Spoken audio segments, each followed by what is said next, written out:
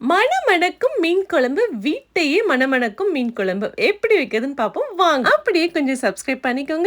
நேத்து வச்ச மீன் குழம்பு எப்பவுமே நல்லா இருக்கும். அதுக்கு நம்ம இன்னைக்கு பண்ணணும் இல்லைங்களா? வாங்க பார்க்கலாம் எப்படி பண்ணலாம்னு சொல்லிட்டு. சூடான எண்ணெயில கடுகு, பூண்டு, வெங்காயம் அதோட கூட வெந்தயமும் சேர்த்து நல்லா வதக்கி விட்டுக்கலாங்க. இன்னும் கொஞ்சம் பூண்டு நல்லாவே தட்டி சேர்த்துக்கிட்டு மணமா இருக்குங்க. அதோட கூட ஒரு பச்சை மிளகாய் சேர்த்துக்கலாங்க. மஞ்சத்தூள், கொத்தமல்லி தூள், மிளகாத்தூள் நம்ம இங்க சேர்த்துக்கலாம். கொஞ்சம் வதங்கணும்னு தக்காளி நம்ம சேர்த்துக்கலாங்க. இங்க கடகடன்னு தக்காளி போட்டு வதக்கிட்டு கொஞ்சமா குழம்பு மிளகாத்தூள் நம்ம இங்க சேர்த்துக்கிறோங்க. தக்காளி அரைச்சு வச்சதை நான் இங்க சேர்த்துக்கிறேங்க. அப்ப கிரேவி கொஞ்சம் அதிகமா வரும். அதுக்காக நான் இந்த மாதிரி சேர்த்துக்கிட்டேங்க. பச்சை வாசனை போற வரைக்கும் நல்லா வதக்கி ஓட்டிட்டு புளி கரைச்சி வச்சதை நம்ம சேர்த்துக்கலாங்க. குழம்பு நல்லா தலை கொதிச்சு வரும்போது மீனை சேர்த்துக்கலாங்க. இங்க நான் மத்தி மீன் யூஸ் பண்ணிருக்கேங்க. மீன் சட்டுன்னு வெந்துருங்க. இப்போ நல்லாவே கிரேவி ஆயிடுச்சுங்க. இப்ப கொத்தமல்லி தவி எடுத்தாச்சுங்க. ஆஹா, கண்ட்ரோல் பண்ண முடியலையே, வாழையில போட வேண்டியதான், சாப்பிட வேண்டியதாங்க. சாதத்தை போட்டுட்டு மீன் வறுவல வச்சு மீன் குழம்பு சேர்த்து செம்மையா சாப்பிட வேண்டியதாங்க. வாங்க சாப்பிடலாம்.